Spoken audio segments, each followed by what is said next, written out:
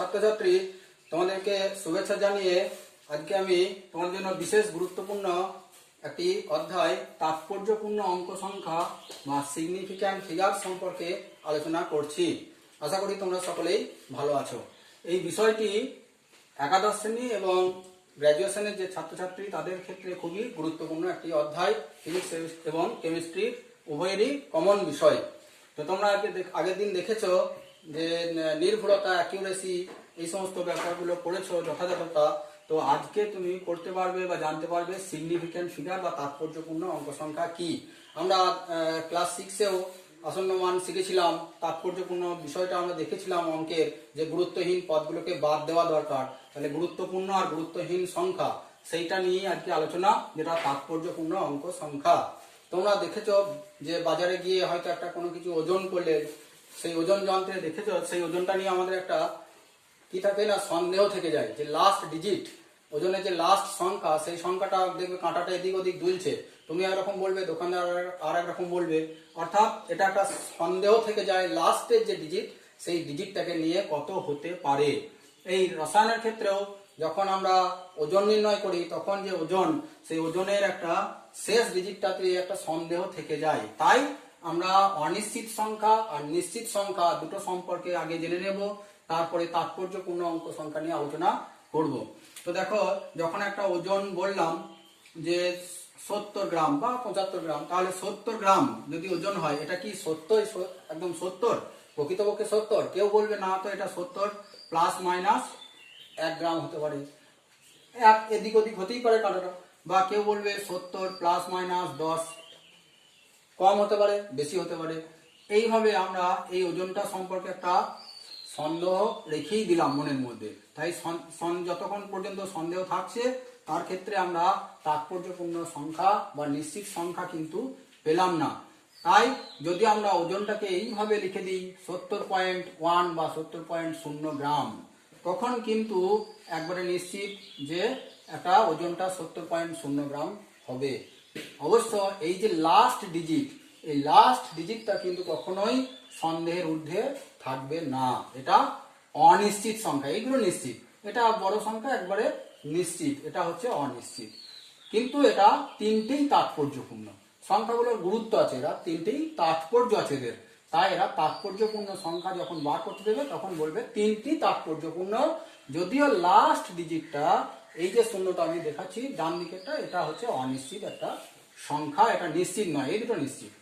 তার মানে নিশ্চিত সংখ্যা অনিশ্চিত সংখ্যা সম্পর্কে তোমরা ধারণা পেলে।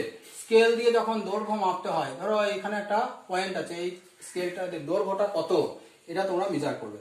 তাহলে স্কেলটাকে রেখে আমরা দেখতে পাই যে স্কেলের যে পয়েন্টটা মেলায়, একটা এই দিক থেকে কেউ দেখলো, হয়তো কেউ বললো না স্ট্রেট দেখলো, কেউ এখানে দেখলো।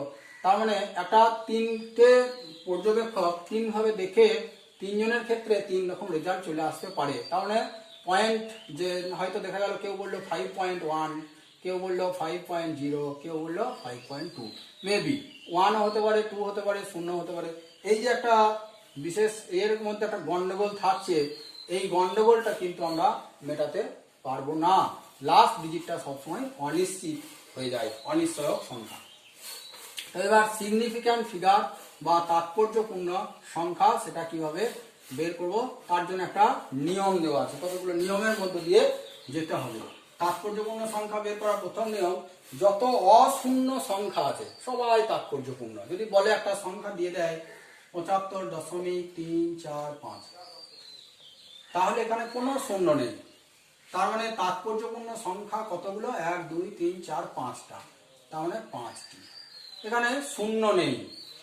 যদি বলে 2.3, তাহলে এখানে 2টি।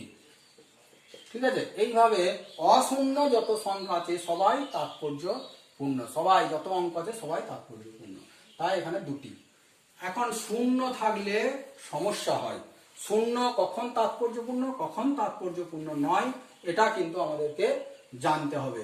তো দেখা গেছে যদি একটা সংখ্যার দশমিক বিন্দু, তার আগে একটা শূন্য বসিয়ে দিই, দিয়ে এরকম লিখলাম, তাহলে এই দশমিক বিন্দুর আগে এই শূন্যটা কিন্তু তাৎপর্যপূর্ণ হবে না।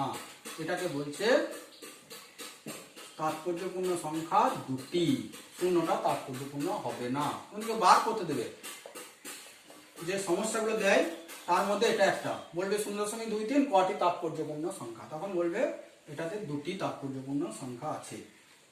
আবার যদি দেয় 0.023, এখানে কটা, এখানেও কিন্তু দেখো সংখ্যারা অশূন্য সংখ্যা হচ্ছে 2 আর 3, তার আগে যে শূন্য এর কোনো তাৎপর্য থাকে না, তাই এখানেও তাৎপর্যপূর্ণ সংখ্যা দুটি। তার মানে শূন্যটা যদি কোনো অশূন্য সংখ্যার বাঁ দিকে থাকে, দশমিক থাকুক বা না থাকুক, তাহলে তার তাৎপর্য থাকে না, সেটা তাৎপর্যপূর্ণ নয়। এটা তোমাদেরকে মনে রাখতে হবে। এখন যদি 2.03 লেখা হয়, তাহলে দেখো দুটো অশূন্য সংখ্যার মাঝখানে শূন্য লিখেছি, এটা কিন্তু তাৎপর্যপূর্ণ, অতএব 3টি তাৎপর্যপূর্ণ। তাহলে এখানে 3টেই তাৎপর্যপূর্ণ সংখ্যা। তার মানে শূন্যটা যদি দুটো অশূন্য সংখ্যার মাঝখানে থাকে তখন সেটা তাৎপর্যপূর্ণ হবে।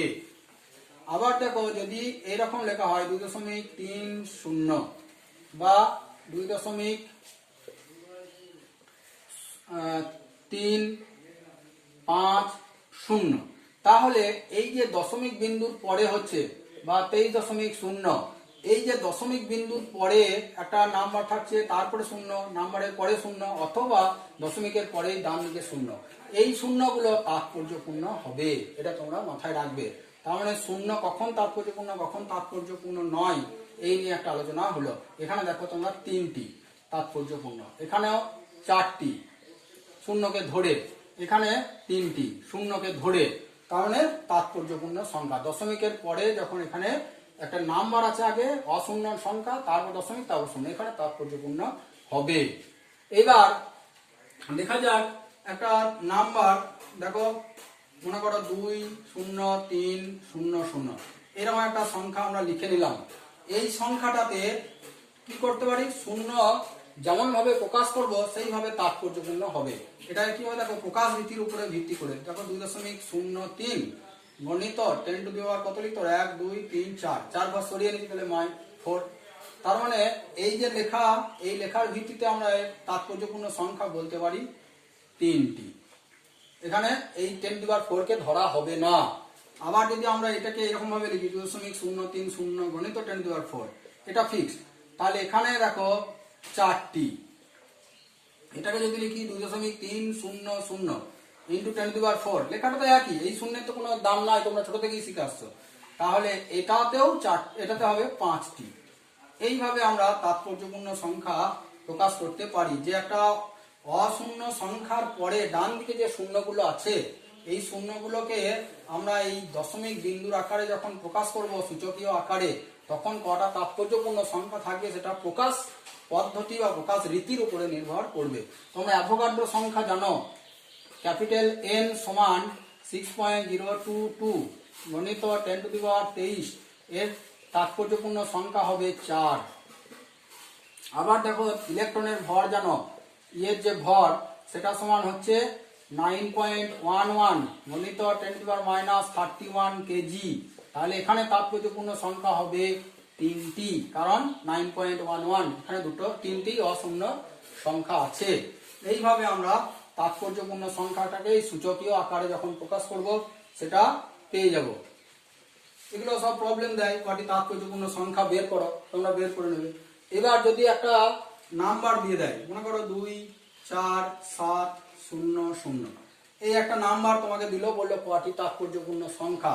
এখানে যখন কোনো পরিমাপকে প্রকাশ করছে না, এটা শুধুমাত্র একটা সংখ্যা, তখন কিন্তু এই শূন্য দুটো তাৎপর্যপূর্ণ হবে না, কারণ এখানে দশমিক বিন্দু উজ্জ্ব আছে, এই শূন্যগুলো লেখা হয় নাই।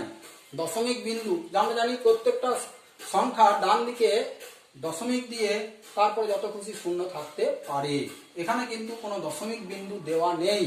এবার একটা অশূন্য সংখ্যা 7, তার পাশে 00 আছে, এই দুটো তাৎপর্যহীন যদি এটা কোনো পরিমাপকে প্রকাশ না করে, এটা এমনি নর্মাল একটা সংখ্যা, তাহলে এখানে তাৎপর্যপূর্ণ সংখ্যা হবে 3টি। এগুলো একটু মনে রাখতে হবে, কিন্তু নিয়মগুলো এগুলো এমনি এমনি হবে না, নিয়মটা মনে রাখতে হবে।